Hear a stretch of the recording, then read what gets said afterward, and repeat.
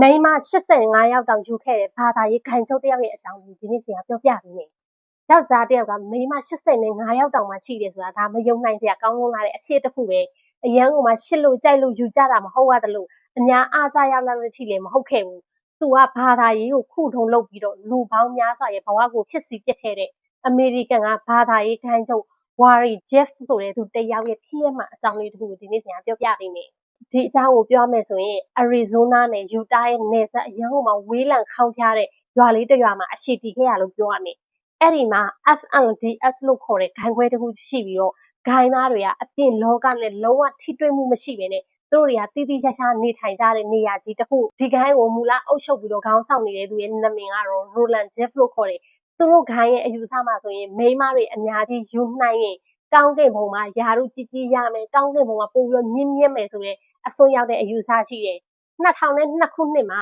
သူ့ရဲ့ဖခင်ဖြစ်တဲ့သူကဆုံးပါသွားပြီးတော့ဝါဒီယာသူ့အဖေရဲ့အာဏာတွေလည်းရလာတဲ့အခါမှာဂိုင်းတစ်ခုလုံးသူကလုံးဝထိန်းချုပ်လိုက်တော့တယ်။ပြီးတဲ့အခါကျတော့သူကဒီဂိုင်းမှာရှိတဲ့သူတွေအကုန်လုံးပေါ့နော်သူကဖရာသခင်ရဲ့စေတမန်ပေါ့နော်အဲဒါကြောင့်မလို့သူပြောလိုက်တဲ့စကားသူလှုပ်လိုက်တဲ့အလုပ်အကုန်လုံးကဒါဖရာရဲ့အမိတ်ပဲဖရာရဲ့စကားပဲဆိုပြီးသူကအားလုံးအယုံသွင်းတယ်ထပ်ပြီးတော့သူ့အဖေရဲ့ပေါ့နော်မိန်းမတွေအကုန်လုံးကိုလည်းသူ့ရဲ့မိန်းမဖြစ်သူကထပ်ပြီးတော့တိမ့်ပိုက်လိုက်သေးတယ်သူ့မှာအားလုံးပေါင်းဇနီး85ယောက်အထိရှိလာပြီးတော့ဒီဇနီးတွေထဲမှာလည်းပေါ့နော်အသက်က7နှစ်73 14အဲ့လိုမျိုးကလေးအရွယ်ငယ်လေးတွေအသက်မပြည့်သေးတဲ့ကလေးတွေတောင်မှပါနေသေးတယ်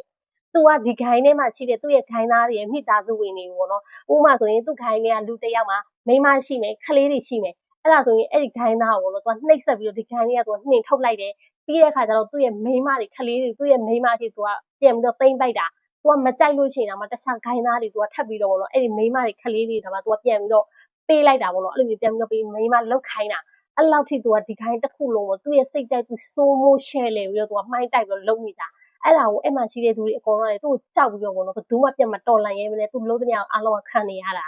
ဒါပေမဲ့အပြင်လောကမှာကျတော့ဒီလိုမျိုးဒီလူရဲ့မကောင်းတဲ့လုပ်တဲ့အမှောင်ဘက်ချမ်းတွေရဲ့သတင်းတွေလည်းသူတို့တွေကကြားလဲကြားတော့ဒါကကလေးတငယ်တွေကိုပေါ့နော်ဒါအာရမလက်ထပ်ခိုင်းတာတို့သူလိမ်ပိုင်းဆိုင်ရာအလွဲသုံးစားမှုလုပ်တာဆိုပြီးတော့အမေရိကန်က FBI နဲ့လှုပ်ပြီးတော့စတင်ပြီးတော့စုံစမ်းတယ်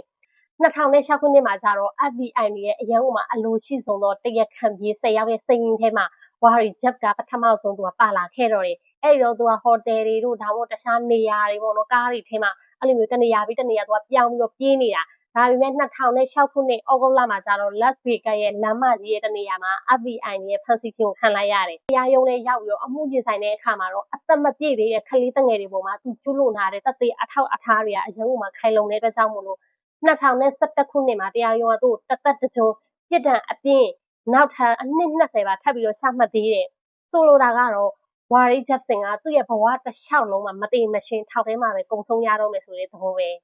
ဒီလူရဲ့အကြောင်းရင်းကနေကြည့်ပြီးတော့ဘာသာရေးဆိုတာလူတွေကိုလမ်းမှန်ပြဖို့လူတွေရဲ့စိတ်တွေငြိမ်ချမ်းဖို့အတွက်ပဲထားသင့်တာဒါကိုအလွဲသုံးစားလုပ်ပြီးတော့ကိုကြိုးချတဲ့သူတွေကလောကမှာရှိနေသေးတယ်ဆိုတာဒါမြင်တွေ့နိုင်တယ်ဒါကြောင့်မို့လို့ဘလို့ယုံကြည်မှုမျိုးမဆိုဘူးနော်အငြင်းနဲ့မျက်စိယုံမှိတ်ပြီးတော့မနေဘဲနဲ့ကိုယ့်ရဲ့ကိုယ်ပိုင်ဆုံးဖြတ်ချက်နဲ့စီစဉ်တရားလေးတွေရှိဖို့အတွက်အများကြီးလိုအပ်တယ်ဆိုတာဒီအဖြစ်အပျက်လေးနဲ့အတူစရာပြန်လည်ပြီးတော့မျှဝေပေးလိုက်ပါတယ်